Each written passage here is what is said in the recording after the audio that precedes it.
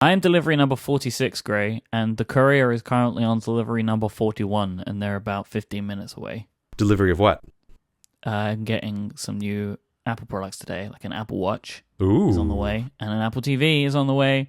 Today is the day, so during today's show, I'm going to be taking receipt of some new stuff. So you'll probably lose me for a while, as I just go and press the buttons on my new toys. You lucky jerk. You got your orders in ahead of me.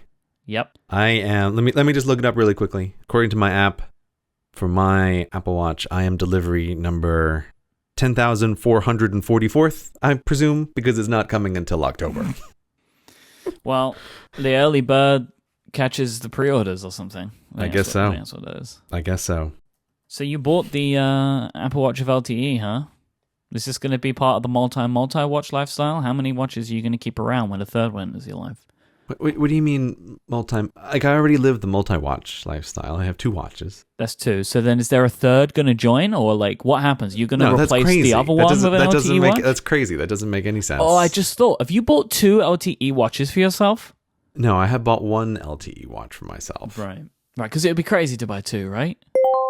It would be crazy to buy 2 right at the start. Yeah, that would. That's qualification there. Well, I don't yet know how useful the LTE watch is, or exactly how it's going to fit into my life, or how it's going to work with my various habits. Are you even on the correct network for this? I have not investigated that. I didn't know that I needed to look into networks. If you're not on EE in the UK, then you're out of luck, my friend. Oh, really?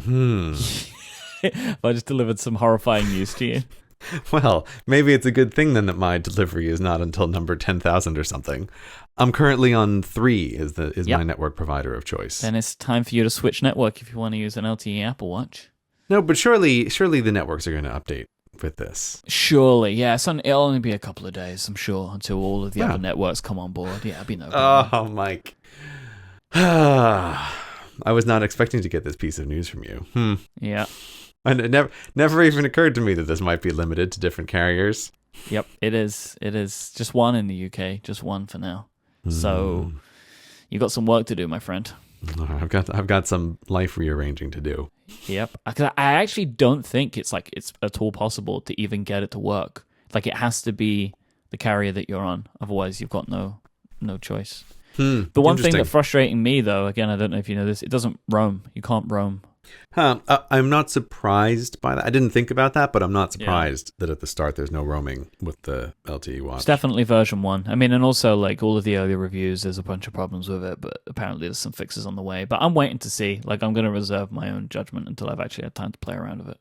Mm-hmm. Which, by the time this episode comes out, I probably will have played around with it and will have spoken about it on my various technology-focused podcasts, of which I will include links in the show notes, Gray. Yes. You're going to be wearing the watch while we're doing this show and probably simultaneously recording another one of your shows to give your first impressions. Yeah, every time you're talking, I'm talking to somebody else. Yeah, that's how that works. That's how Myke gets all these podcasts done. He does simul podcasting. It's very intense, but that's how you do 20 shows at once. It's the only way. It is the only way to do it and maintain work-life balance. You have to double. It's like 2 times work and then life balance. That's how you do it. I don't think that formula comes out the way you think it comes out, but okay. Sure. Don't worry about it. It's in practice. It works. Just on paper, it seems a bit tricky. Let's come back to that. I want to know what you think about the iPhone 10, but let's come back to that a little bit later on, so we can give some respite to the people that don't care about these types of things, because there has been some huge news. There's been a rift. There was a I could feel a change in the force, Gray. Oh yeah. As you uploaded a YouTube video. Oh, okay. Well, now that's you're being a little dramatic there. Do Q&A videos really count? I feel like they count for half a video. Well, okay, it was a minor rift. It was a minor disturbance in the force as you uploaded a semi-YouTube video, I guess. But it still was one. It still had animations in it. It still had fun parts of it. It still took work, I'm assuming, right? Yeah, but there is a video. Still take work. There is you've come back. How does it feel to make your triumphant return to YouTube? Boy, you're really enjoying this, aren't you? Look, what I enjoy most is the comments that I see so often of... Yes, I know these tickle you. podcaster CGP Grey who sometimes uploads YouTube videos. Do you know that? I mean, I have no say in this kind of thing, but the consensus on my Wikipedia page was to reverse the order in which my professions are listed. I mean, all you can do is just look at the facts. I mean, I'm not one to talk, right? Because I have not uploaded anything to my YouTube channel for a while. There is a good reason for that, which we'll get into later. Like, I just have a ton of footage just sitting on my iPhone that I haven't been able to do anything with because I've been working on some other stuff. But I'm pleased to see that you've made your return. I'm glad that you're pleased that I've made a return. I always figure it's not for me to determine how people want to describe what it is that I do, and I'll let them describe it however they want. But I do too think it's funny when people list essentially in reverse order all the things that I do. Those are always entertaining comments. I think it makes sense though, because like you have two mostly regular shows, like two mostly regular podcasts, and then a YouTube channel where you post stuff on a incredibly sporadic basis. Yeah, I'm not arguing with the Wikipedia here. I just think it's funny that someone went in and changed it. But I am looking at CGP Grey, podcaster and educational YouTuber. That's wonderful. That is wonderful. I'm glad you like it. Did you get back into the swing of things? Okay. Yeah. It was fine. Okay, so this is one of these things that it's a bit weird to have a podcast where you sort of talk about your working life in public, because like sometimes there are things that you kind of can't talk about, and like, people know I always whenever I can I try to take time off for the summer because it is the eternal teacher within me who feels like summertime, nobody should work during the summertime. But this past summer, just for various things that aren't necessarily really interesting to talk about on the show, like I was really busy with non-public work stuff. So the YouTube channel was essentially on pause for a couple of months. And that's part of what the delay was. But no, the Q&A video, like people seem to like it. The reception seems to be good. I'm never quite sure with the Q&A videos. I always feel like since they're a little bit of a different kind of video, I don't know how they're going to be received. But yeah, I'm always happy to post stuff on the YouTube channel. Like I genuinely feel better when I do that kind of thing. Is that like that's the sort of work that my brain treats as like the realest, most countingest of work that I do. It's like, oh, you've uploaded a YouTube video. That's real work. Like, oh, you put out a bunch of podcasts this month. It's like, you were just talking to people. Like that's not real work. Is how my brain sort of treats it. Okay, you keep treating it like that. That's fine. You keep treating it like not work.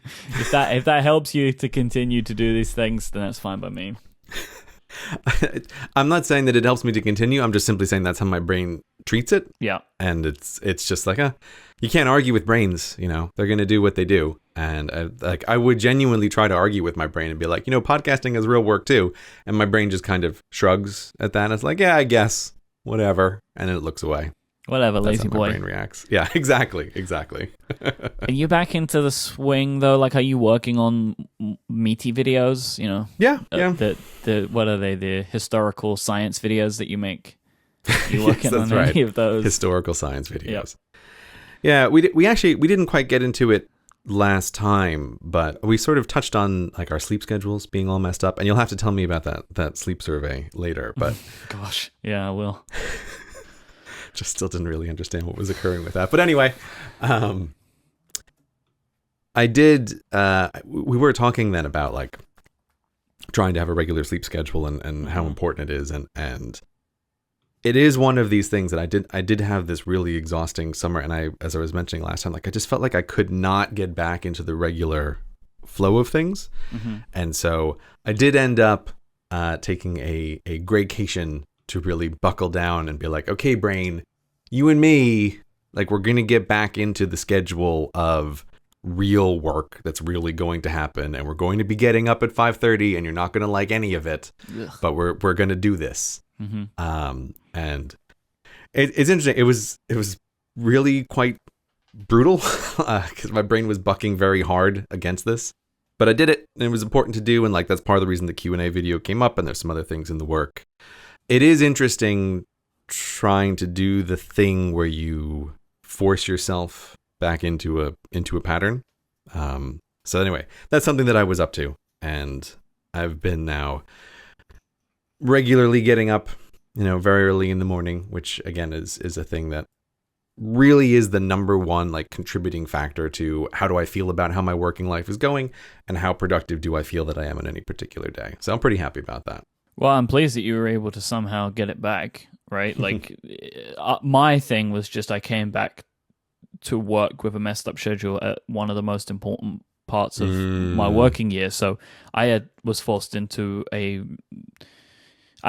my sleep cycle wasn't forced at all. Like, it was still just a disaster for most of the last few weeks. But there's kind of not really been much choice. Like, I just have to kind of just live with it. It also didn't help that, like, the way in which the work occurs during this period of time meant that there was some times where I was going to bed at 2:30 because I had no choice. You mean because you were recording with somebody on the West Coast and that was the time they were available? Exactly, right? Like, that, there's nothing I can do about that. And so that really didn't help. So, like, even because there was a lot of stuff contributing to me staying up later, even if I didn't want to.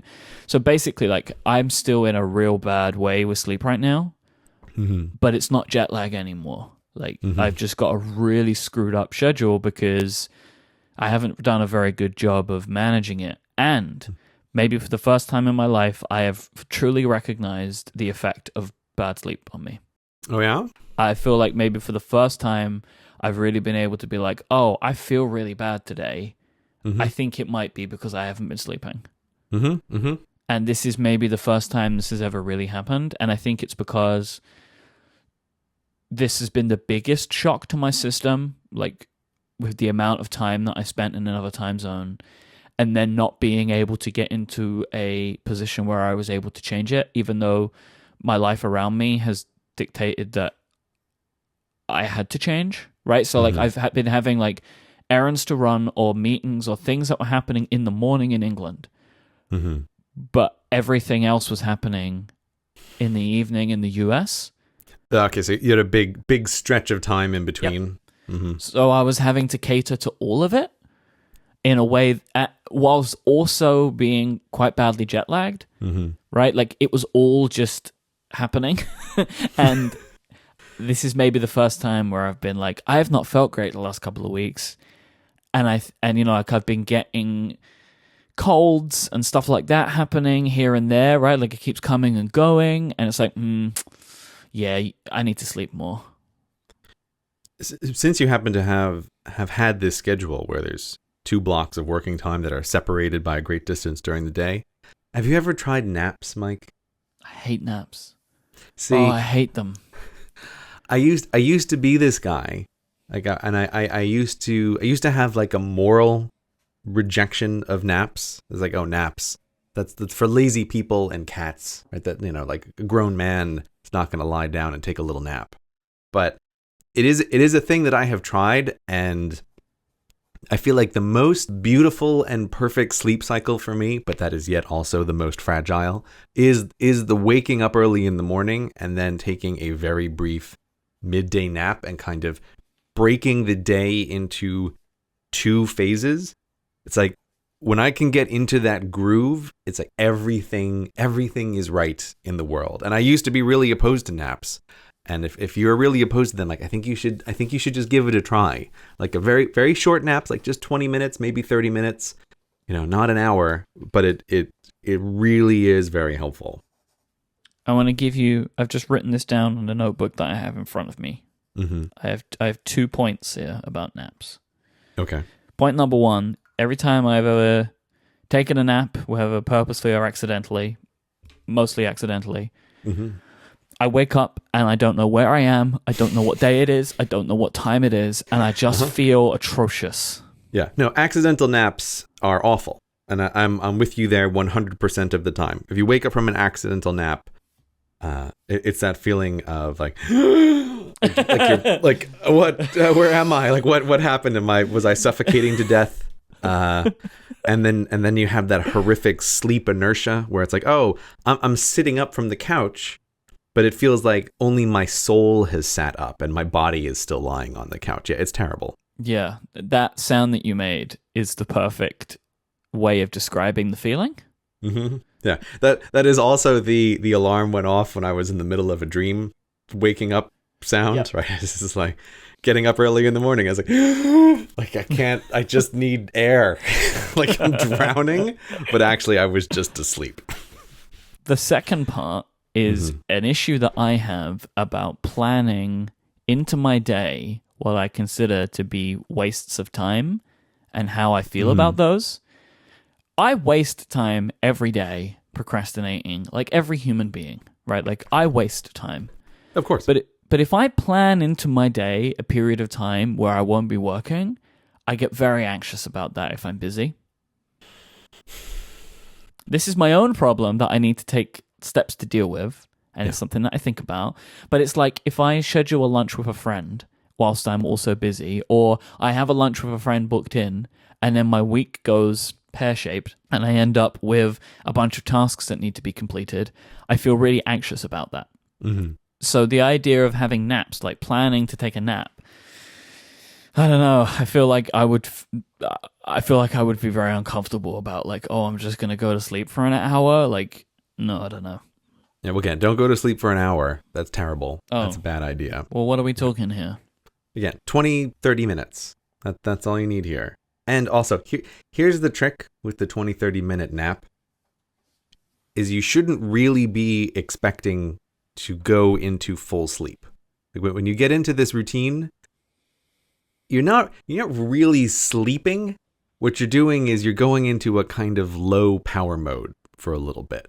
That's what's occurring. And it makes it easier to pull out of without feeling like you're drowning and you're dying. Don't do the hour thing. Like you're always going to feel terrible with an hour's sleep. That's a bad idea. Because it always takes me a long time to go to sleep. Always. Yeah, but this is it. You don't think about it like I'm going to bed in the middle of the day. Think about it more, I'm closing my eyes for 25 minutes. And that's it. That's all you have to do. Just close your eyes for 25 minutes. And that is the minimum that needs to occur. And like I said, in my experience, this is a fragile thing in even in my life, which I try to keep as relatively unscheduled as possible. Like stuff comes up that'll always make it inconvenient to just go to sleep for a little bit in the middle of the day. But when that works, like it works really great. And if you know you're going to have to be up later, it's vital. Like one of my top conference survival tips, like I was doing a bunch of conferences over the summer, is you have to go back to the hotel and take a nap at some point in the afternoon. And like that is for me conference survival tip number one. Like if you do not do this, you will severely regret it later in the day. Well, but see, then the thing is, I know that's gone wrong for you. Like I've been in situations where I said to you, "Where were you yesterday?" And you said to me, "I took a nap and didn't wake up." I have no memory of when this is. I think that you're like making up a story so that you don't have to take a nap. No, this is true. I'm not a 9-year-old. Like, no one's putting me down, right? Like, we're good. I remember it was somewhere. It was either or was at AWWDC or something. I remember saying to you, "Where did you go?" And you were like, "Oh, well, I went to take a nap, and then I woke up." Oh, I know what you're talking about. I went upstairs in the evening and just fell asleep on my bed because I was exhausted and slept through the whole night. Yeah, that was a WWDC. That was the first WWDC. Okay. Was I thought like, oh, I'm going to come back downstairs. I'm just going to go upstairs for a little while. But this is actually, my brain was tricking me because I was really tired from the time changes. But that was not I'm lying down to take a nap thing. It was like 9 o'clock at night already, which by my measure is a reasonable time for everyone to be winding down the night. But it seems that for most people, this is when they think the evening begins. Just kicking off. Yeah, which I find very frustrating. Are you sitting in front of your computer right now? If so, I'd like you to think about something. If your computer crashed hard, its circuits casting off their mortal coils, what would you lose? Think about all of the documents, projects, contracts, photos, videos that you have on your computer that you'd never see again. You need to protect those files with online backup. And that's why this episode of Cortex is brought to you by Backblaze. Backblaze can help you avoid that terrible loss, all for just $5 a month for unlimited cloud backup for your Mac or PC. I know I've mentioned it before, but a while ago, I had a real hard crash on my computer, and were it not for Backblaze, I would have lost the original documents for most of my YouTube back catalog. But because I had Backblaze, they just shipped me an encrypted drive through the mail a couple days later, and all was right in the world. Backblaze is what I use to keep my files safe. It's what I have used to restore my irreplaceable files. And it's not just for me. They have restored over 20 billion files. If you don't have Backblaze running on the computer you're sitting in front of right now, you really need to change that. Open up your web browser and type in backblaze.com/Cortex. Go there right now and start your 15-day free trial. You won't regret it. Their service is simple, gimmick-free, and clear. $5 a month, unlimited backup. Backblaze.com/Cortex. I would suggest that you try the nap thing. Just try it for a little while. And I would also want to make a suggestion out there for you and for the listeners, is to reframe sleep as part of the working cycle. To not necessarily think of it in the way that you're thinking of it, like, oh, I'm planning in this period of time where I'm doing nothing. I think it's important to reframe this as a necessary part of work. And that is part of the reason why I specifically took time in my schedule to say, like, the number one thing that I am going to try to fix is my sleep schedule. And if I have to mess up the rest of everything that I'm working on, like, I don't care, because this is like the ground base level. If this isn't fixed, almost nothing else matters. So I think there should be a reframing in your mind of sleep as a part of work. This feels like a long-term project, honestly. Like, if this is going to be a thing that I'm able to do, because like right now I'm listening to you and I'm like, I'm not going to nap. Mm-hmm. This might have to be a real long-term thing. I don't know. Maybe I need to feel these effects again. Mm-hmm. Right? So like, this is the first time it's ever happened to me, and there's still a part of my mind where it's like, these were really like extenuating circumstances. But there is also a possibility that as I am approaching my 30th year, that this is how I'm going to be now, right? That like every time I come back from a trip, I'm going to feel like this. So I need to see if that's going to be a thing that occurs as I take more trips throughout the rest of the year. Then I'll maybe consider napping. But right now, I'm clutching onto anything that still makes me feel like I'm in my 20s. So not taking naps is one of those things. I wasn't going to bring it up, Myke, but of course, like, yes, this is one of these things that as not you, but like as one ages, one finds that they need to focus on some things in a different way than they used to. Well, look, I'm not an old man, right? I did not say that you were. I know that, right? Like, and I know that there's going to be many people that hear me say as I'm approaching my 30s and they start rolling their eyes. But over the last couple of years, there have been a few things in my life that I have felt change, and I know it's because I'm getting older. Can you give me an example of a thing that you have noticed as you've gotten older that has changed? Are you able to drink as hard as you used to, Myke? I'd say I've never really been a hard drinker. But what I have noticed is if I have any alcohol, I can tell the next day.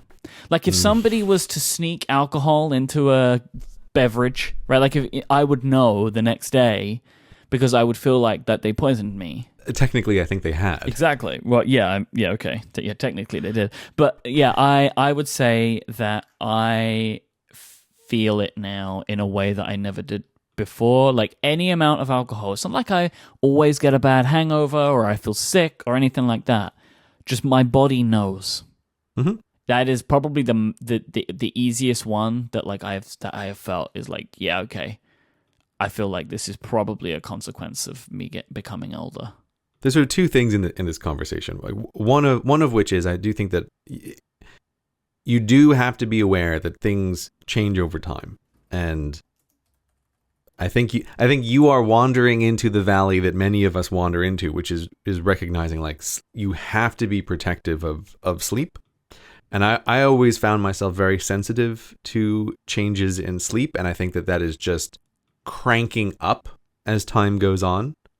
And then there's the other thing of just like being aware of your own working habits changing over time. So something I was really interested in was with this last episode of trying to fix my own sleep schedule is like I've always been very naturally a morning person, and I was just having such a hard time booting back into that there is a question in my mind of maybe it's time to reevaluate what your schedule actually looks like. Like maybe this thing that was previously true is no longer true. That waking up super early is like the best way for me to have a good day. Because like, I think you have to constantly reevaluate the way that you work and the way that you set up your schedule. And while I have booted myself back into what for me I know is the ideal situation where I either wake up or I'm pretty much half awake before my alarm goes off anyway. And that's like, okay, great. Now I know I'm in the perfect zone. But it took so long to get there that I do wonder like, maybe this early of a schedule just isn't for me anymore, and I'll have to just see over the next several months, like how do I feel about this? Maybe this is a thing that needs to be adjusted, or maybe it's just, well, I had an unusually exhausting summer and it just took longer than expected to get back into things because stuff changes over time. But yeah, it like I think it's this skill of observing yourself, I think, is one of the most important skills that you need to have, and being sensitive to things don't always stay the same is part of that skill. So Gray, I feel like our listeners they're waiting on the edge of their seats, right, for where my parcel is. I don't think they are, but okay. I'm afraid to say that there will be no live unboxing today on the show. Oh, you're not going to treat the listeners to a live audio unboxing of your Apple Watch? Nope, because I have been bitten by the bug that is parcel delivery, in that apparently I'm not in my home today. Mm-hmm. Yes. Because they have attempted to deliver to me, and couldn't find me. So I don't really know what happened. I'm sitting right here, but yeah, that's that. So. No, I'm sorry, Cortex listeners. There will be no live unboxing of an Apple Watch on the show today because I'm in some other dimension, I think. I'm sorry, Myke. It's okay. You have my sympathies. I too have very many a time at the end of the day gone down to the ground floor in my building and discovered many a letter informing me that I was not home all day to receive my packages that I was waiting for. I feel like you lazy bastards. I know what happened. They gave me a delivery window. Like we're going to deliver between 3:15 and 4:15. 4:15 passed. So. Oh, I see. You think right? There's some shenanigans here. Yeah. That somebody is filling out on his tablet that he hit his marks and you just weren't home. Yeah, because there's always a lot of things to deliver on new iPhone day, right? Because it's also new iPhone day today. And I expect that they decided that they were just going to miss me out on my window because he has other windows he needs to hit. Look at that. That's what I Juice in the happened. stats. Yep. It's the great scourge of the world. That's how they get you. And then I want to change my delivery day, but the system is experiencing difficulties. All right. From everybody else who's really angry. Exactly. We're experiencing issues updating your parcel information at this time. Me too. I'm sorry, Myke. Yeah, it's fine. I'm sorry that you didn't get your devices on day one. It's okay. I genuinely am sorry because I know this is a thing that is actually part of your job, is getting these things on time. Yeah. Luckily, the Apple Watch isn't as much of a problem. If it was a phone, I would be in much more disarray right now. But this is just going to be a mild inconvenience, honestly. It's I'll work it out. I've still got a few days before. So you've shown your hand then. You didn't buy an iPhone 8. No, I didn't buy an iPhone 8. Oh, yeah. We're like ever so slightly sneaking towards the iPhone discussion again, which we're not going to have right now. No, of course. Because I want to talk about the sleep survey because it kind of took a real turn, Gray, in the Reddit. It kind of got a bit out of control. So my original conceit of my ill-conceived survey was one quick question just to try and get a rough idea of, do Cortex listeners, if given the chance, would they give up sleep, right? Like, that was all the question was for me. It was like, do you prefer to sleep or would you prefer to not sleep? But you know what, Myke? When you were talking to me on the show, I was very confused as to what your question was. Okay. And I was also really aware when I was listening to do my edit of the show that I still felt like, I don't understand what the hell this guy's asking me. I can't conceptualize what this question really is. This was the thing. I mean, and I think this is a problem that many people had. Too many people were trying to find this to be like a real scientific survey that I was attempting to conduct. It was just a pure thing of like, if somebody said to you, you can never sleep again, would you take it? That was all I wanted to know. It's like, and it's the idea of, do our listeners feel like they enjoy sleep, I guess is maybe a better way to phrase the question. Yeah. Right? Like, enjoy it so much that they would never give it up. That's kind of but Myke, what I was looking for.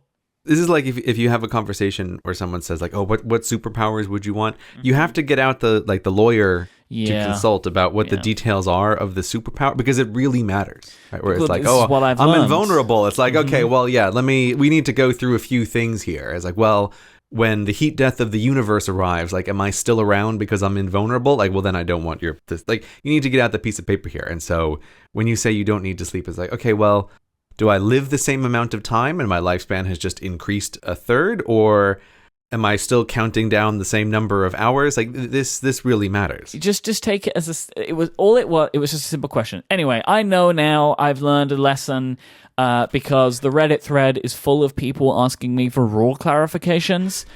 I know. There was no rules, everybody. Like, I wasn't trying to set up a world for you. But you can't answer the question without understanding the rules. Yes. Well, I mean, it was meant to just be like really like a litmus test, a gauge, like just a very rough idea was all I was looking for. What you really found out is that there's two kinds of listeners: the kind of listeners who don't care, and the kind of listeners like me who get out the rules book and they're like, okay, well, now tell me where on this D&D chart this is going to follow, right? What do you mean by the word chaos, right? That's what you discovered.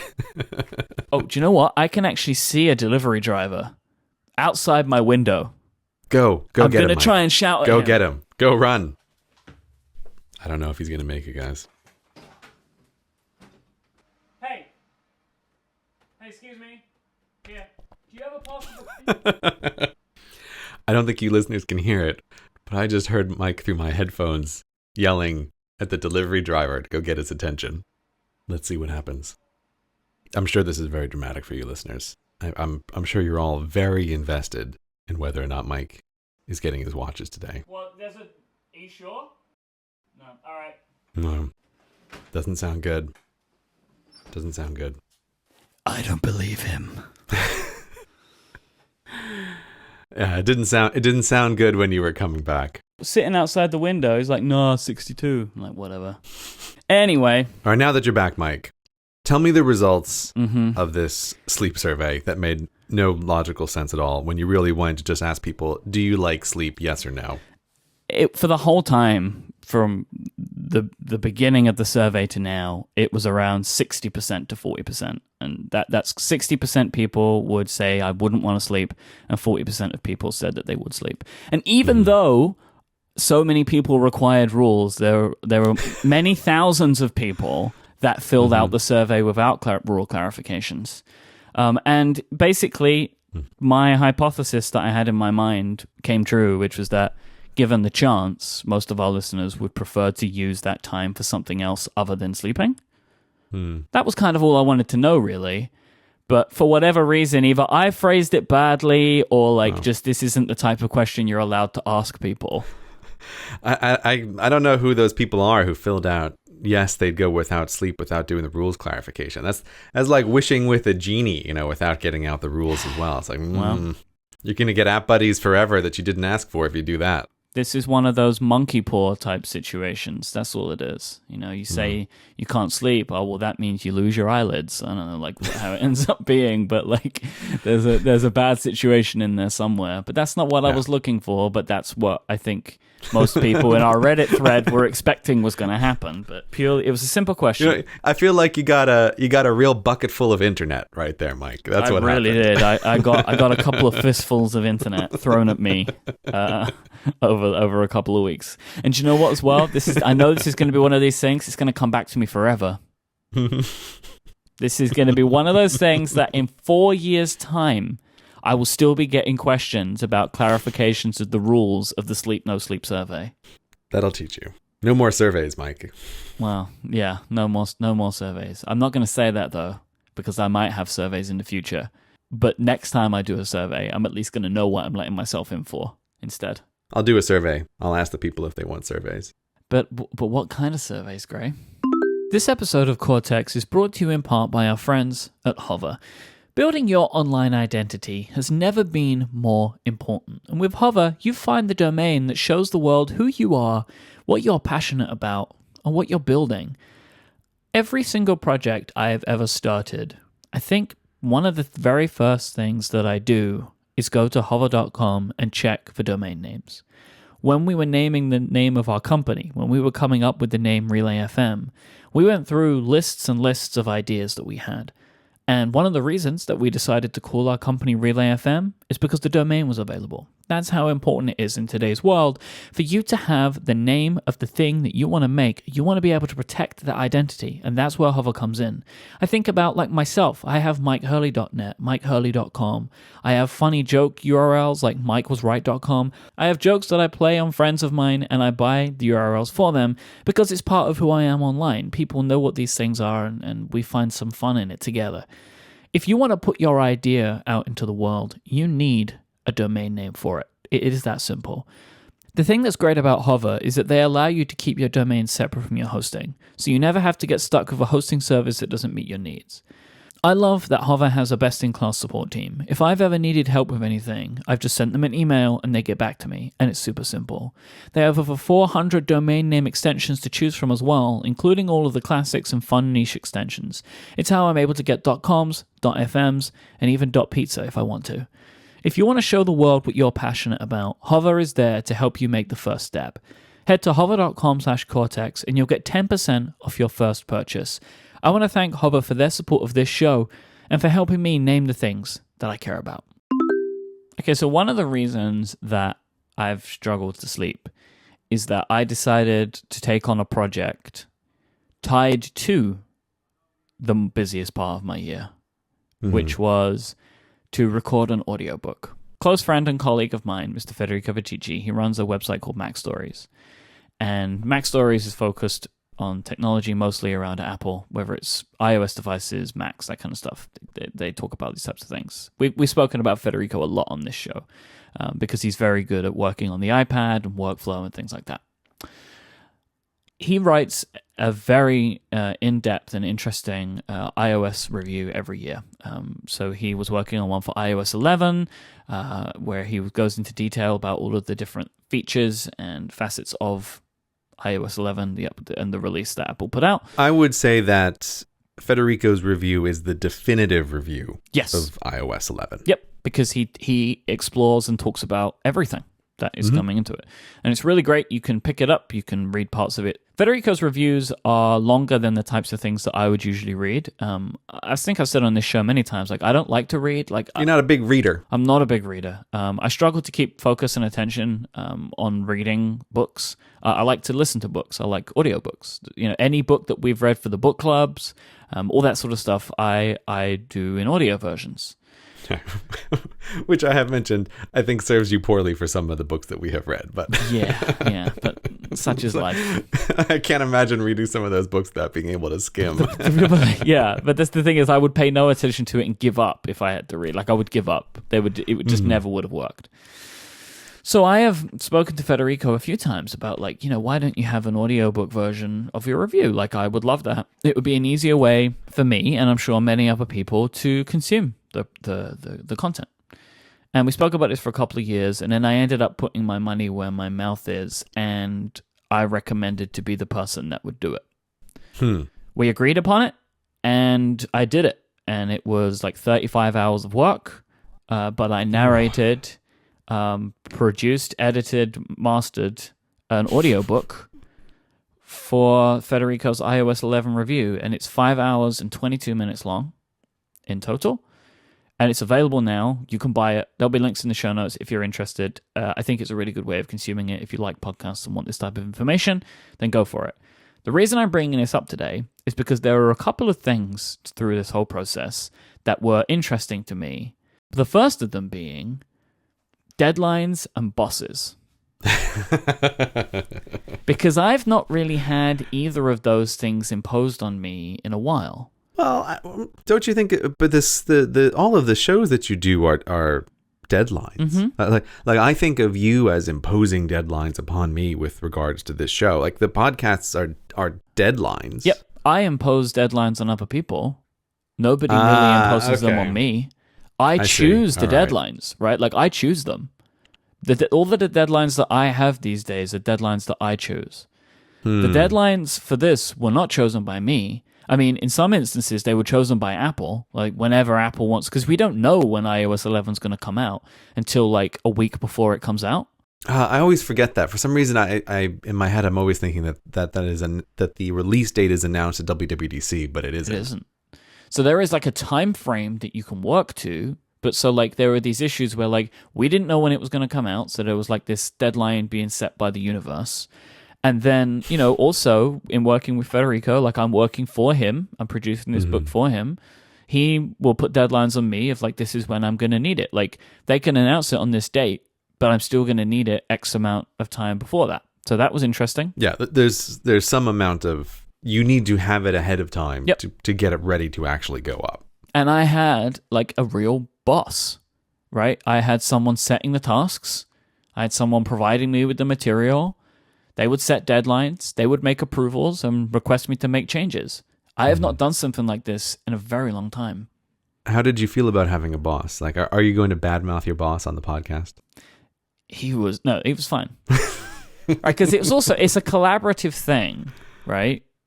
But there were parts of it that just reminded me of having a boss and working in a process. Because, you know, like they would give me something, I would make something out of it, and they would be like, oh, you got to change this word, you got to reread this sentence, you haven't done this in the right way. You know, like this is what it was like when I was writing advertising copy at the bank, right? Like that was this process. And it's been a really long time since I've done it, and it was very interesting. It was illuminating for me. Illuminating how? It was both better and worse than I expected in its own weird and interesting ways, right? Like, I have worked for myself for long enough, which makes me believe that I could never work for anybody ever again. But, like, it was fine. Like, it wasn't a problem for me to be told what to do. Yeah. Like, okay, you say that, but I think this is such a different situation because you essentially talked yourself into doing this, right? Like, you really bullied your way into a job. You're like, there needs to be an audiobook version. There needs to be an audiobook version. Yeah. And then eventually you're like, I'm going to make an audiobook for it. I don't think this is a normal boss-employee relationship. No, it's not. Here. Well, that's why I'm saying it's like it's better and worse, right? Because like the better part is that, oh, it was fine. And the worst part is realizing that, oh, maybe it's true all along and I actually can't do anything that people tell me.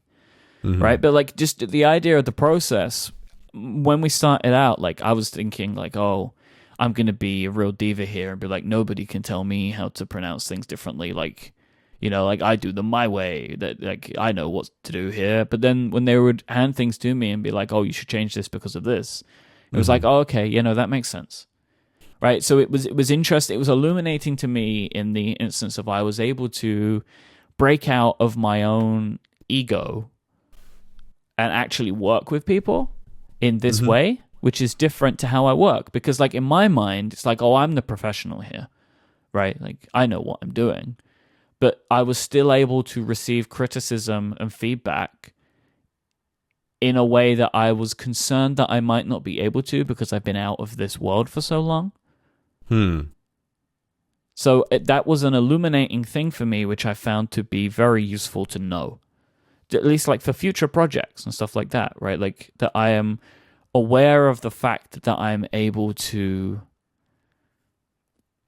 take on this type of feedback and make changes. Like it was useful for me to know that I have not completely lost those skills when I was concerned that maybe I would have. Because for all of my projects, like I tend to be the final say on most of them. Or at least if I'm not final, I feel like I have as much say as everybody else because it's a collaborative effort. But this really was a project that I was turning in, you know? Like, this was somebody else's work that I was just reading. Like, I am merely a method of delivery. You're a cog in the machine, Myke. That's what you are. And if there were changes that I felt should be made because they sound better to read, that kind of thing, I had to confirm them with the person whose work I was attempting to change, right? Like this wasn't, I didn't have like complete agency in this as I do in my other work. And so it was an interesting experience in that way of becoming a cog in a machine again. Like I was part of a team producing a thing, but it wasn't my original work. So it was a very different thing, which felt a lot more like being part of a job again, because that was what it was like. I was flexing those muscles again. Like the creative work that I would put together for a piece of mail that went through somebody's letterbox, the artwork, I didn't make that. It wasn't my idea. Somebody in a design agency made the artwork. I just approved it and turned it into a thing and put it through where it needed to go. Right? Like it was very much like that again. And it was just surprising to me that in that instance, like that was a thing that I was able to still deal with, work with, and be happy with. So it was illuminating to me because I wasn't sure when I undertook this project what it was going to be like to be a part of a thing which I don't really have much control over. Are you going to give up Relay and go back to the bank? Yeah, that is what I'm building to here. As I was wondering, is if you found you've missed it and you want to go back to the bank. I didn't miss it. I didn't miss it in that way, right?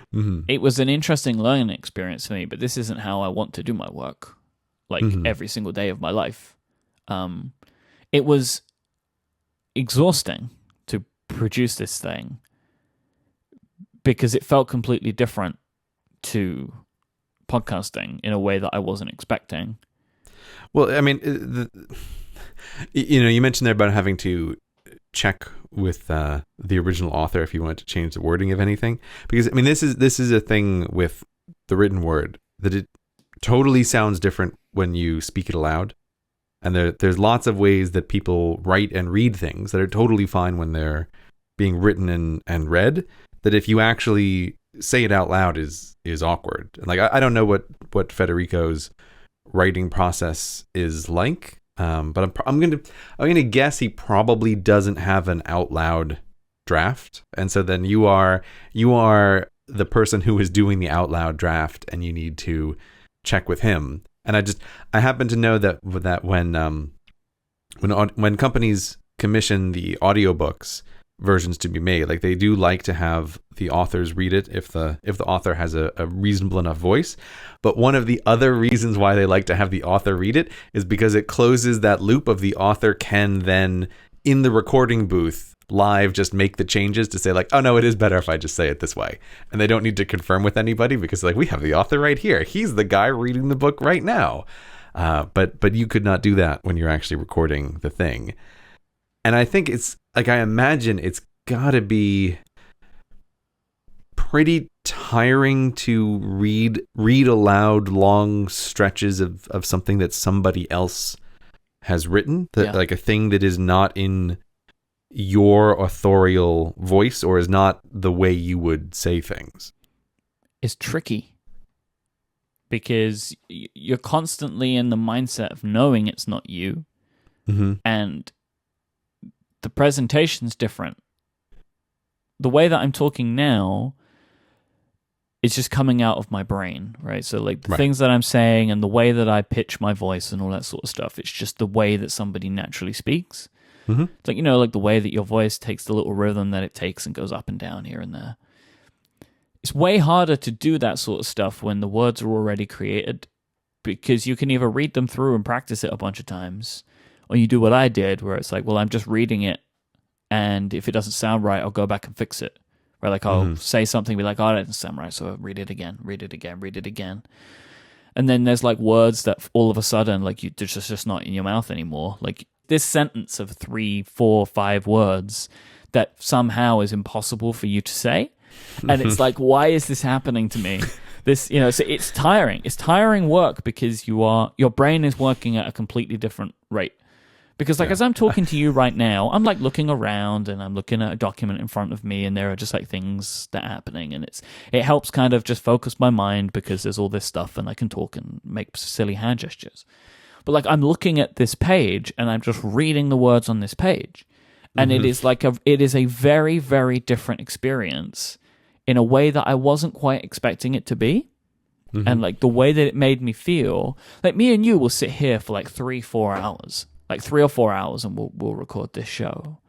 I would sit in front of the microphone for 45 minutes, and I felt like I was going to pass out. Okay, so I've never done an audiobook, but I think the closest I'm realizing as you're talking that is my experience is doing the ads for the podcast. Well, I thought you were going to say like doing the scripts for your YouTube videos. That's probably what it's closest to. No, but that's different because that is a thing that is in my voice that is also designed to be written out loud. Yeah, okay. Right? The reason why I'm saying the ads is because like I have to concentrate so hard when I'm doing the ads, and part of that is like hearing you describe doing the audiobook. It's the same thing, that it's like when we're talking, the words just happen. Like if you pay attention, you don't even really know how you talk or how sentences are formed in your head. Like it just kind of comes out and you're talking. Or like you say, as I'm talking to you right now, I'm moving my hands even though you're not here to see that. I can hear you moving your hands even when you say it, you know. It's just part of how conversation occurs. But reading a thing that has been written for you to read is just more different. And so yeah, like I always find it's like, wow, like the ads really take a lot of mental focus, this is exactly the reason. It's the same thing you're going through with the audiobook, that it's because it is not in your voice, because it's a sentence that might not have been read aloud by the person who's originally writing it. It's just it's a different experience. So I'm thinking like if I was in a situation where we said like, hey, you know what we're going to do? We're going to record all of the year's Cortex ads in advance in one go in an hour. I feel like I would be thoroughly drained by the end of that. So I can easily see that when you're doing the audiobook, a 45-minute stretch is like as far as you would want to go before taking a break. I'd be really curious to know how long like a real professional audiobook narrator goes for. I can't even imagine it, honestly. Yeah. Like I can't. The most I could do was an hour at a time, and I would have to take a break. Like if I would sit and talk for an hour, and that's like, I'm not like speaking constantly for that hour. Like if for every minute, maybe I was taking 10 seconds, right? Like, that I would take like maybe a couple of minutes here and there to like just relax and like take a drink of water and just like go over things in my head and just like get ready to start speaking again. But if I would do that process for more than an hour, like I just couldn't do it anymore. Like I'd just have to get up and walk away. It was a very interesting and illuminating process. Like I wasn't expecting it to be as hard as it was to do. Like it was a surprise to me. I thought that it was like, I do this all the time. Like this is no problem. I speak for a living. Like it's fine. My throat was getting hoarse. That doesn't happen to me. Like we will finish today and I'll be fine. But I would spend a day maybe recording like 3 or 4 hours for that day, and I could barely talk in the evening. There were just so many things about this process that were surprising to me in that way, that it was like, oh, I just think I'll just be able to transfer my skills. It won't be a problem. But obviously it was easier for me because I knew like the edit was fine, right? Like I could edit things together. There are points where like two halves of one word are two completely different times of me speaking, right? And like no one would ever know because like I've just gotten good at that over time. That was easy to do.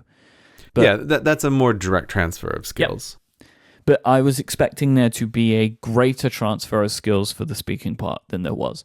Obviously, there are a lot of things, right? Like I can present things to people in a way that they can understand because I'm used to speaking and enunciating, right? Like that is a thing that I have built. That's a skill that I've built. But it was just surprising to me how taxing it was to speak for long periods of time in that way.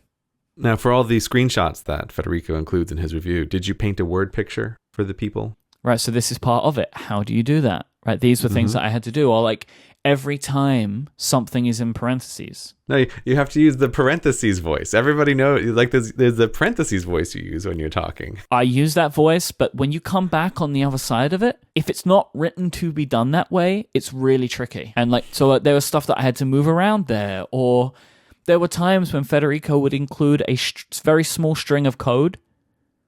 How do you read that in a way that makes any sense to people? You read it in a computer voice. You have to pretend that you're a robot in Bleep, that bloop. moment. Yeah, that's exactly right. NS string. Yeah, exactly. You have to be the Snellotron for a moment there and read it like that. Yeah, it was, so stuff like that was very tricky. And so I think that's part of it, is that I had to pay complete attention to every word that I was reading in case anything like that was going to happen. So like the attention as well, I think, is what added to the fatigue. Like it was just a complete, like, you must focus. You know, and I expect a lot of the ways that audiobook readers get around a lot of this stuff is spending a lot of time reading the text beforehand.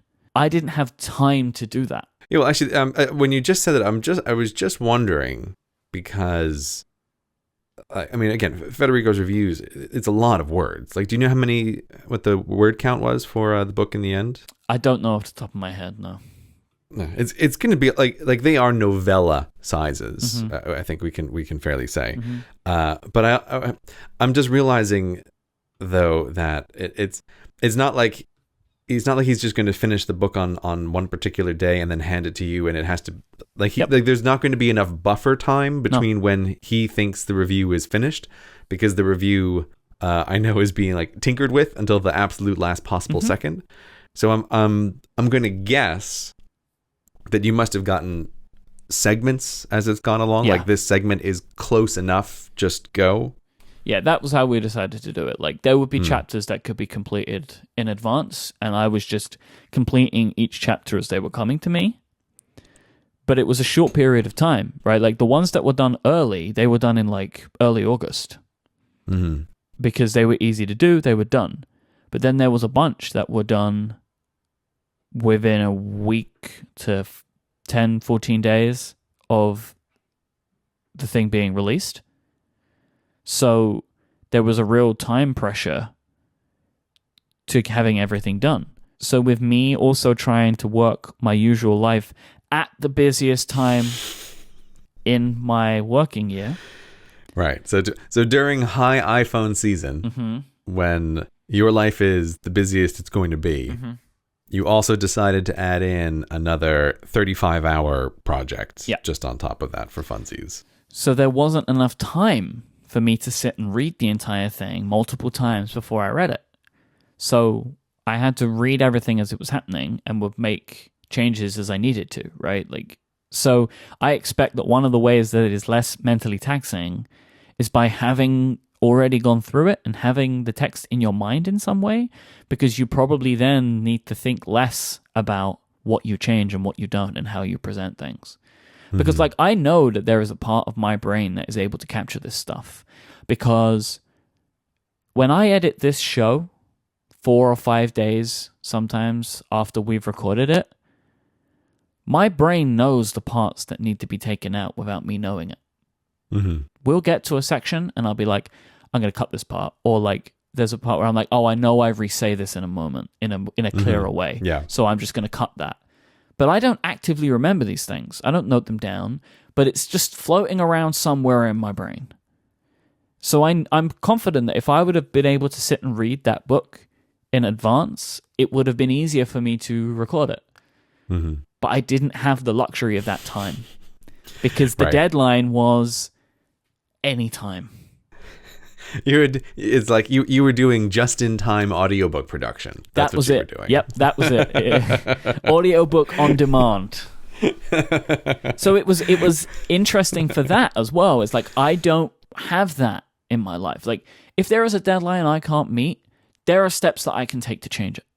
There was nothing that we could do about this. If it was ever gonna happen, it had to be on that day. Right. And so yeah, that was interesting as well. The other part of this, which I've never done before, was answering the question of how much shall I pay you for this? You mean how much are you, Myke, going to charge for the production of the book? Yeah. So, Federico asked me the question, like, how much shall I pay you? Mm-hmm. I didn't know how to answer that question. Well, Myke, haven't you spent a bunch of time tracking your time so that you know exactly what your dollar value is worth every hour? Haven't you done this? Yes, and that was how I actually ended up coming to the figure. Ah. Right, is I had a rough idea of what I believed my hours were worth. But the other thing is, I didn't know how long it was going to take me. Yeah, that's the other problem. I didn't know what was fair. I didn't know how good it was going to be, or if anyone would even want to listen to it. It's like all of these questions going around in my mind. It's like, so really, I didn't know how much money to charge. Now, I picked a number. We agreed upon the number. I didn't want to go too high, right? Because it felt like if I go too high and this sucks, like, this guy's one of my best friends. Like, I don't want to, there were so many things in writing on this decision that made it really tricky. We ended up on an amount of money that I think was fine for my time. It actually ended up being pretty much exactly what I consider my hourly rate to be for the amount of time, like the amount of hours that it took me to put this thing together. But I had no idea that was going to be the case when I set out on the project. So it was an interesting experience for me, and like somebody saying to me, "Oh, how much shall I pay you for this?" And then I had to like weigh up a bunch of factors that didn't have any monetary value to them to pick out an amount. Yeah, well, I mean, you got a couple of things here because yes, of course, this is where you do have the complication of you're working with someone who is also a friend, which always makes things harder. Like interesting, makes them more interesting. And we could say interesting, but it's like, or perhaps less clear, right? Is another way to put it, right? It's the waters are a bit more muddied because like it's always tricky to separate out these kinds of things, and yeah, like you said, you don't know how much it's going to, like how many hours you're going to be putting into this kind of thing. You're describing part of the problems, which in some sense where you as the cog in the machine, in theory, don't really have to worry about the market demand for this product, right? That is the burden that the employer should be taking on, and he's making a calculation that people will want to buy it and he's paying it for you. But like you as someone who also is running a business can't help but be running that side of the equation in your head. So I can see why it's like a very hard thing to figure out what is it that you actually want to charge in the end for this thing. But I'm glad that you came to what you think was a fair price. Yeah, I think it ended up working out okay, right? Like I didn't feel like I was paid not enough or too much. But at the time when we were setting that price, I had no idea what that was going to end up looking like. I also do know that, like, even though I feel like it was a fair price, I would have to change that price in the future. Well, at the very least, you see what came out to be what your hourly rate is. But this is one of the things when people do time tracking and figure out what their hourly rate is.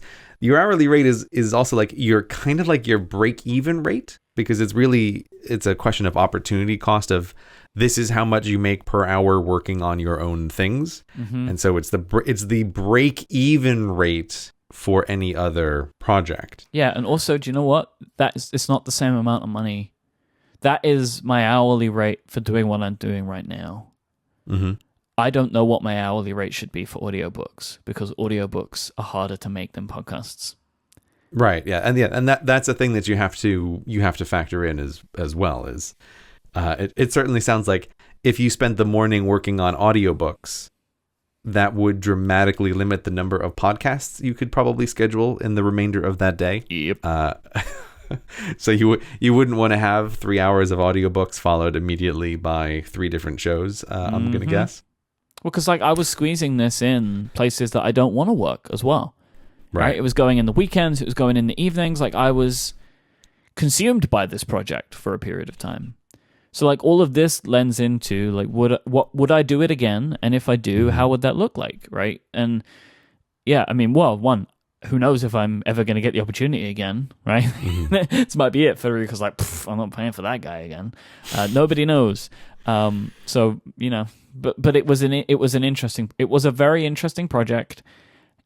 It was illuminating because I think this is the first thing that I have done, which has not been a podcast since I became self-employed. I can't think of any other work that I've completed to be paid for during this period of time. So it was illuminating to me to see what that process would be like, to have that feeling of producing something different. I think I just like making podcasts. Great. So you're not gonna spin up an audiobook production house on the side? No? I have no interest in doing this for anybody other than Federico. Like if he asked me to do it again, I have no doubt that we could come to an agreement that we would both be really happy with, and I would do it again because on the whole, like I'm happy that I have this thing that I've made because I think that it's good. I think and I've heard from a lot of people that have enjoyed it, and you know, like I wanted to make this because it would help people like me that want to consume something but struggle with it. And there has been an interesting side effect of hearing from people that for whatever reason are unable to read this but are now able to consume it in a way that they can actually get the information when they've always wanted to but couldn't. That's been like a really nice side effect of this. But that doesn't mean that I want to turn this into a business. You know, like these are the reasons why, given the opportunity, I would consider to do this again. But it's not like, well, now I want to read every article that anybody ever writes, and you know, that's not a thing that I want to do. But I now know I have this feather in my cap. Like I know I can make an audiobook now. And there are things that I would do differently if I was ever going to do this again. There are processes that I would have that are different, but I don't consider this as part of my business. So for audiobooks, you only have eyes for Teachy. That's what you're saying. I think that might be true. Yeah. All right. Well, people should go check it out. They should. Yeah. There'll be links in the show notes. I really think that this is a valuable resource if you work on iOS or do anything. You just enjoy using iOS. There's a lot of information in here. I know that in reading this book, there were a bunch of things that I found out about an operating system that I've been using for 3 months and had no idea it could do. Because typically people don't spend 6 months of their life devoting themselves to a thing in the way that Federico does. So yeah, I think there's a lot of information that's interesting. I think that it is well produced. And so it is available for you to go and purchase if you would like to. And I think that you should. Yeah, I have to say, I always look forward to Federico's reviews of iOS. Like he does do such a great job, and I find the exact same experience of I've been on the betas for several months and come across information that I did not know, or like details of this is a way to do a thing a little more smoothly. That's why I say I feel like his reviews are really the definitive reviews. So also like if you are interested in this kind of stuff, like I highly recommend them.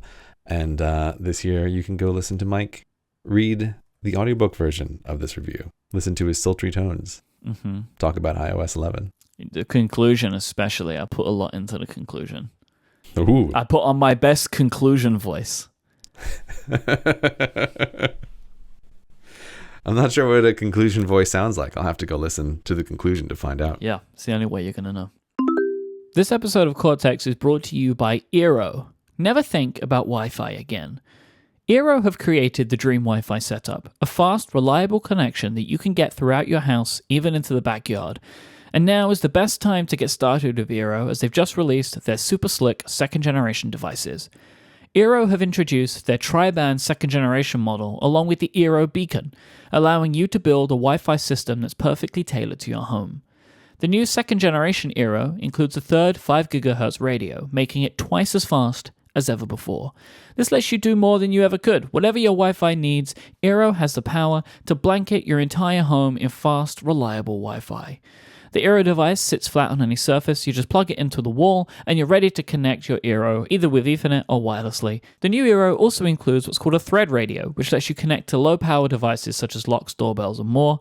And they have the Eero beacon. You just plug these directly into the wall and it'll expand coverage into any room. You can add as many Eero beacons as you want throughout your house, so long as you have just one regular Eero device. And they even include a built-in LED nightlight as well, with an ambient light sensor. Look, here's the thing. With Eero, you're going to get Wi-Fi that's faster than you've gotten before because you get this distributed network. It's what allows you to stay connected at high speeds no matter where you are in the house. They have a great app that allows you to see what devices are connected, which is really awesome. So you just open it up and you can see, oh, I have this many devices. And it also allows you to give people that come to your home codes so they could just get onto your Wi-Fi and a guest network really easily. It's so cool. It's so simple to set up. The devices look great and they stay out of the way at home as well. The new Eero system starts at $399 for one second-gen Eero and 2 beacons, and that's everything you need to get started. Listeners of this show can get free overnight shipping to the US or Canada when you go to Eero.com, that's EERO.com, and use the promo code Cortex. That's Eero.com with the promo code Cortex for free overnight shipping. I want to thank Eero for their support of this show and Relay FM. So, Gray. Yeah. We move on to what some people will consider to be the main event of this episode. Mm-hmm. For good reason. I want to talk to you about the iPhone. Mm-hmm. So there are multiple iPhones. We have the iPhones 8, the 8 and the 8 Plus, and the iPhone 10. I want to know what you think about them. I know you think this is going to be the main event, but I actually don't have a whole lot of thoughts on it's not this about iPhone what release. You say, right? It's about people just want to know, including me, because I don't even know what you think about these phones. So, like, it's not like Gray's about to drop a bomb of knowledge on us all. It's just like, what do you think about them? Well, I mean, this is the first year in a long time where I didn't even watch the keynote live. What? Why? Yeah. Look, it's a long story that ends with I was in the foothills of Bavaria on a internet connection that was being herded to me bit by bit on the back of sheep. So I was not able to. Okay. I was not able to watch it live. I wasn't even theoretically able to watch it until days later. So this is actually one keynote event that I have not seen. I've only simply read articles later and then gone on to Apple's website to take a look at stuff. Yeah, so, if you've looked at the website, though, you know what you need to know, right? Like, the website really actually does a better way of displaying the product than the keynote video does, because that's the point of it. Yeah, it is a thing where I sort of thought, like, oh, I'll watch the keynote after. But this is one case where watching it live is very fun. Watching it not live... It's not, yeah. Watching it not live, I become very aware of, how to put this. Even when Apple is going fast, there's a kind of very low information density in a keynote presentation that I think just it's like I'll read some reviews and I'll look on the website and I'll get the information from there that I need to. So that is how I have consumed the information about iPhone X and the other iPhones. There we go. There we go. That's what I was really waiting for. Okay, so we got that going on. There's nothing I can do about it, everybody. I will say I wish that it was called the iPhone X. It's not what it's called. If there was any question about what Gray was going to call it, that question has now been answered. So... Well, I mean, if you just read it, that seems like the way it should be said. Well, that's why I constantly stumble over myself now. Are you... now, so this is a... I feel like this is a kind of professional question. Are you going to, on your... Because you, Myke, you're an actual professional tech person. Yep. Reviewing and talking about things. Right? I just happen to do this show with you and we talk about tech, but like this is literally your job. Yep. Are you going to make the effort to call it iPhone 10, even though you must know in your heart of hearts that the vast majority of the human population will forever call this the iPhone X? Like, you know that's going to be the case, right? Yeah. People that are unaware will call this thing the iPhone X forever. Like the iTouch. Worse than that.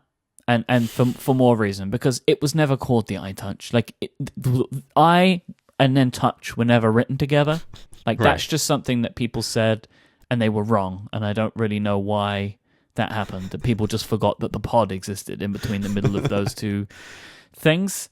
But it was like it was too funny not to say. Like, but people would say it with dead seriousness. Yeah, I don't like that. That one. It's not. I don't dislike it because it's wrong. I just think that sounds ugly.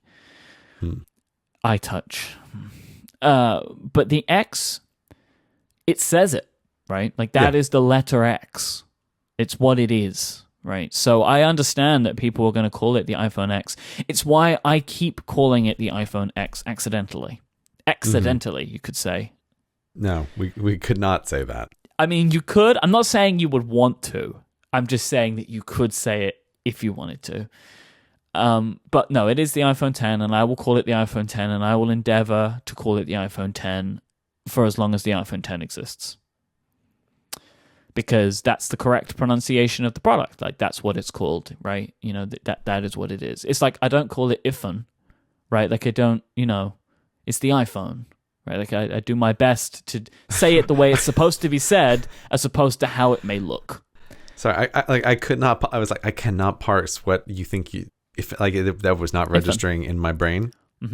But I'm confused, Myke, because you say Wunderlist. Right, because that's correct. Like, it is a product made in Germany, right?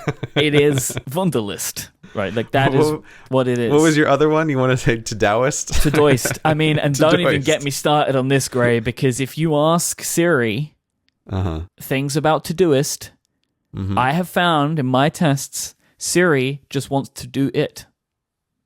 Doesn't understand what Todoist means. And I have honestly had people tell me, just say it like Todoist. I'm like, oh, it's come back to bite me, that one. Right, so there we go. I got that going for me. So that's what Siri thinks. So you as a professional, you're going to go for the iPhone 10. I'm going to call it the iPhone 10 because that's the name of the product, yeah. I was just curious. I just pulled up the Apple webpage because... Like, obviously, I know that it's supposed to be called the iPhone 10. I'm going to devote 0% of my brain to trying to do that. But I was curious to say, like, let's imagine I hadn't been aware of this, and I wasn't the kind of person who tries to watch the keynote and then realizes, it's super boring when it's not live. And I just went on to the Apple page where you can buy the iPhone X and wanted to see, does it say 10 anywhere on the page? And as far as I can tell, it does not. There is nowhere on the page where they write it out and say the word 10. They wouldn't do that, right? It's like they never did that for OS 10. Yeah, and that is the reason why I think it might not have been until maybe 10.5 or 10.6, like years and years later, until I even ever first heard someone say OS 10 on a podcast. And I was shocked because it was a thing that I'd followed Apple relatively closely, but at that point in time, it had only been just through like a text-based pre-podcast internet. I just had never, ever heard anybody say the word of the Mac operating system. I see, but that was the different thing for me, is that the majority of time that I was familiar with OS 10, I'd heard it being said, right? Like, I didn't have a time in my life where I was hearing... or like just reading OS X in my brain without there being podcasts or videos or whatever it was I was consuming at the time where I would hear people call it OS 10. The other one, which is an interesting example, is Final Cut, because it's Final Cut Pro. And I thought Apple's position was that it's Final Cut Pro X. Like, I thought that was the name. I believe that is the name.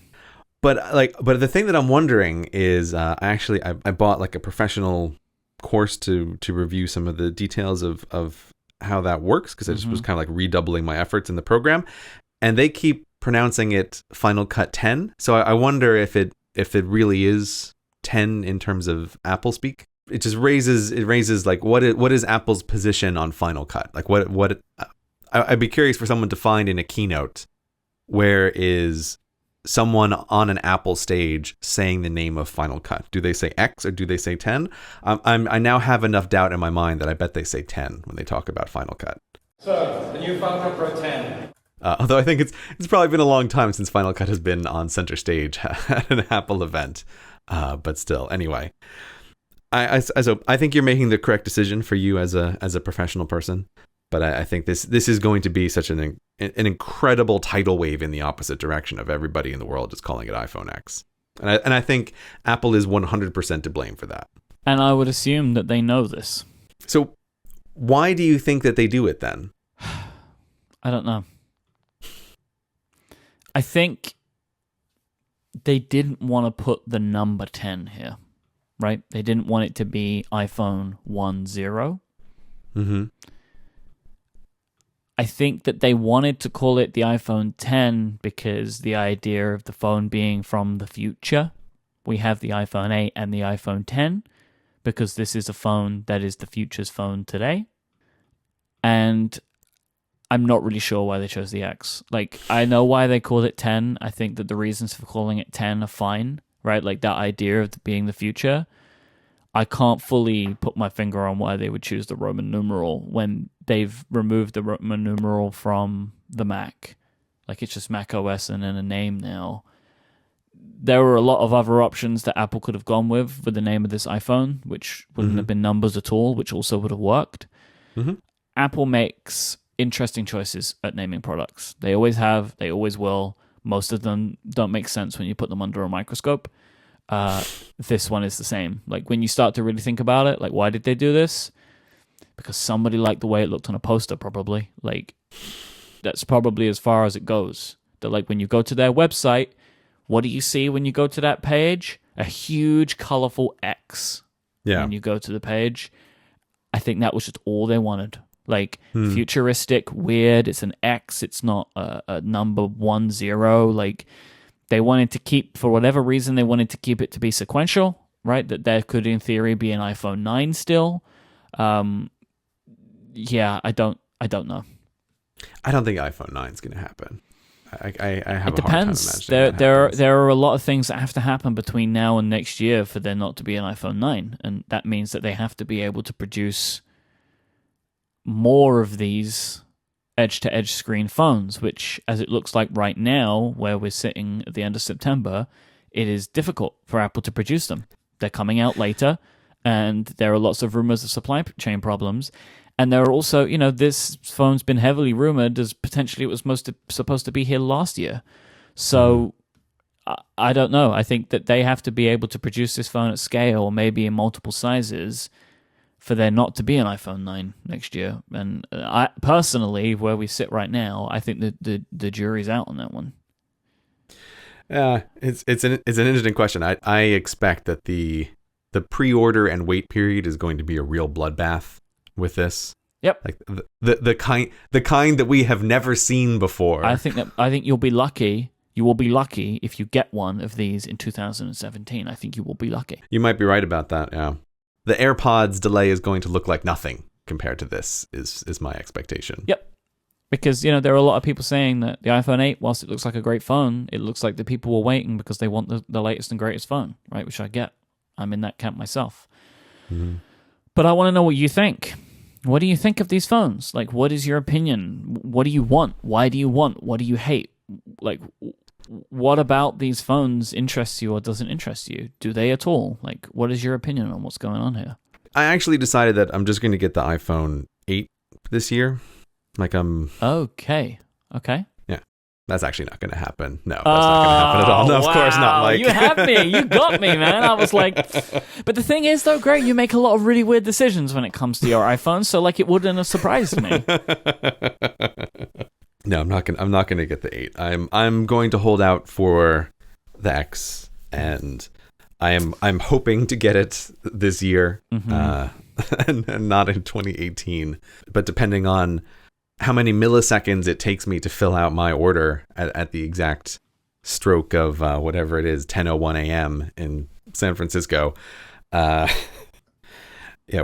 may take a while longer. But I mean, I'm interested in the phone. I think it looks really good. But the the biggest deal for me is simply that it is a new form factor, which I don't know. I have been unhappy with the form factor from Apple for the last 4 years. Starting with the iPhone 6, which I really didn't like, and I think they've refined and made the design better over time. But I still just, the physical size and interaction of the device has never been what I wanted out of a phone, and I feel like I've always been trading off different amounts of unpleasantness for different advantages. Yep. So that's why I am more excited about the new iPhone than I have been about an iPhone in the past 4 years. And I can say that's genuinely nice to feel. I'm excited to have a different form factor, to try it. And I feel like I'm gonna really try to love this phone and really just get used to its size. And I'm hoping its in betweeny size is better for my personal use. There are a bunch of cool features and interesting things about the phone, but for me that is the number one biggest deal. Is it is a different form factor, and that is what I want to try out most with this new phone. Yeah, I think that for people that like the Plus, people like me and you, there are going to be some interesting trade-offs here. What is this actually going to be like? Mm-hmm. But I think that on the whole, I'm going to be happy with this phone. I mean, I will just say, let me ask you a quick question, actually. Do you think it is attractive? Yeah, I think it's a good-looking phone. Does the notch bother you? No, it doesn't. I think this is a case where I'm totally fine with the notch because I understand the limitations of what they're trying to do. Mm-hmm. I can totally understand the reason for making this decision, and I think it's fine. I'm perfectly acceptable about this. Yeah. What I think is a more interesting question is Apple going to decide to just stick with this notch as this is what iPhones look like from now on, as almost like a branding decision to distinguish them from other phones? Or is Apple going to try to get rid of the notches as quickly as possible? And this is a question I feel like I don't have a really solid opinion on that. I can blow in the wind either direction based on who's talking to me at that point in time. I could see Apple saying, no, we're going to keep this notch there because it will always allow us to be able to jam in more and more sensors in this dedicated area. Or I could see them just getting rid of it as fast as they possibly can. I don't know. What do you think about that? As you can imagine, I do have a very solid opinion on this. Okay. I think that they will eventually remove the notch, mm-hmm. but they're not going to rush for it. I would expect that Apple are working as quickly as they can to find ways to do this, but there is an in-between time, which they mm-hmm. will embrace. And I believe that over the next few years, they will keep that notch. They may make it smaller, they may change it in shape, but they will take that space to put more sensors in, to make things like Face ID better, and to give themselves some time to work through a lot of that stuff. And I think a good example of their thinking behind this type of stuff is the Apple Watch. The Apple Watch has had 3 revisions now, and the case hasn't changed because they have been spending the time to stuff in what they need to stuff in. You look at the previous iPhone. The iPhone has had a chin and a forehead, which has been pretty much the same proportions for 10 years, whilst they were getting everything into the phone that they needed to get into the phone before they felt like they could push the screen more towards the edges. I think they'll do this with the notch. I think part of the reason the notch is there, part of the reason that it looks the way it does, is so Apple can differentiate themselves in the market. Because if they created a phone that was completely flat on the top, it would look just like a Samsung, it would look just like an LG. And you can love or hate that design, and that's totally up to you, and that's why consumer choice exists. But I think this is part of it. And I think the reason that they're asking developers to develop around it, they want people to fill the screen, is this is the way that Apple wants the iPhone to look. The outlines that they have of the iPhone on the page, or literally on their store page, they show the notch in the outline. They want the outline of a phone that they make to look like this. I've long thought, and I especially noticed this when I was working in my advertising job, because there would be times when I would have to buy some stock, artwork, and I would want to buy stock artwork of a smartphone because I would need it. All stock artwork of a smartphone looked like an iPhone. I definitely ran across that with animation stuff when I used to use clip art. It's like, you know what a phone looks like? It looks like an iPhone. Apple created, there is no argument about this, I will not accept one. Apple created the de facto image of how a smartphone with a touchscreen looks. It is a rectangle with a screen in the middle, with some space on the top and some space on the bottom. And for close to 10 years, every smartphone had that basic design to it. They created that design language. Then, over the last year or so, maybe the last 2 years, companies like LG and Samsung have created overall new designs because the screens look different. The front of the phone doesn't look like an iPhone anymore. They look different. LG created a one that went all the way to the edges, but you could still see the front. And then Samsung created their Infinity display where it kind of bleeds off the sides. They created designs for phones. Now, both of these phones look different, and the outlines of these phones look different because companies have found ways to finally push the technology past what had become the de facto standard. I believe that Apple decided to make some decisions for this phone. They wanted to have Face ID because they wanted to get rid of the Touch ID. They didn't want to put Touch ID on the back. So they had to put the cameras in. They had two decisions. You either make a thin forehead, you just chop off the top, put the sensors in, and you're done. Or you have the screen bleed around the sides in a big way, in a way that nobody else is doing. The Essential phone just has a camera in there. It's a little one in the middle. It doesn't look like the iPhone. The iPhone has this big black bar that goes across the top. I think that they decided that they wanted to create what they believe their smartphones are going to look like for potentially the next 10 years. This is the design they chose for that, because whether you love them or hate them, Apple are sometimes the biggest, sometimes second biggest handset manufacturer. They have to make a design that they think makes sense for them. And they moved away from the chin and forehead and they went for the notch. This is the iPhone. This is what they believe the future of phones is going to look like. And this might be what ends up being stock photography in 5 years. But what will probably be, it will look something more like an LG.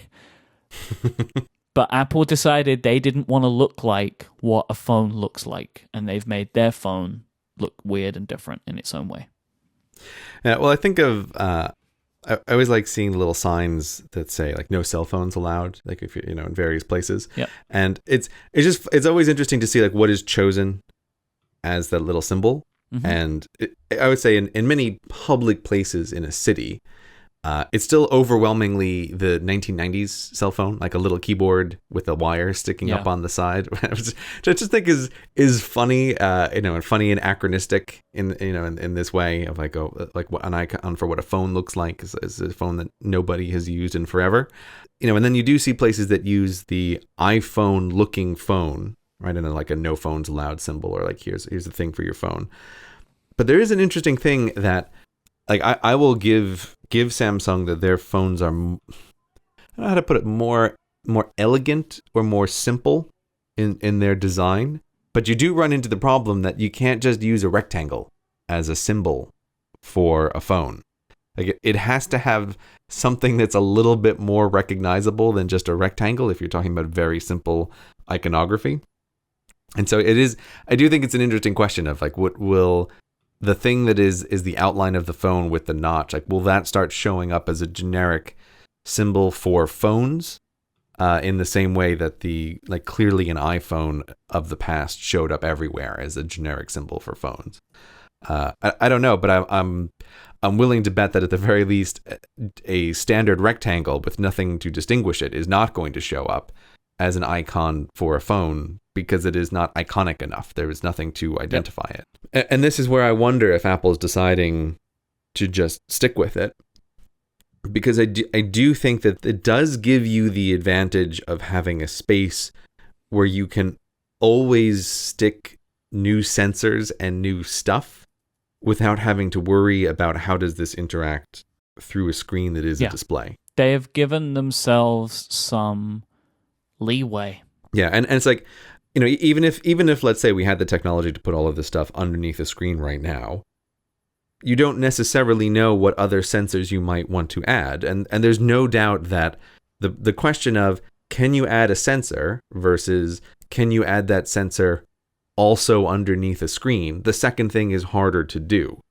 And so if you leave yourself space, you can potentially put stuff in sooner than you otherwise could if you also had to figure out how to get it under a screen. So I wouldn't be surprised if they keep the notch around. But that said, like I wouldn't be surprised if in 3 years Apple says, "Oh, the hell with it! Like we're just going all screen as well." I really don't have a strong opinion on this one, but I am glad that it's like we're in a phase where it is fun and interesting speculation time about what Apple's up to, as opposed to like, oh, it's the iPhone 6 again, but just with some changes.